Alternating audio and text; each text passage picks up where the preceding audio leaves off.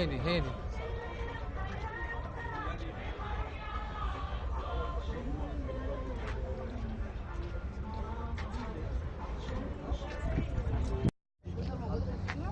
لا ادواتهم اصلا او احتياجاتهم اصلا هو طبعا برضو على حسب المده اللي هم بينزلوا فيها.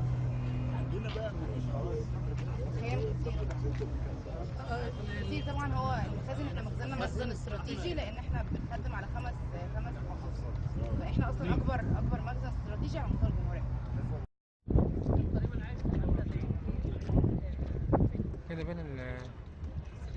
بين الاسعاف وبين العربيات دي هي لقطه كويسه.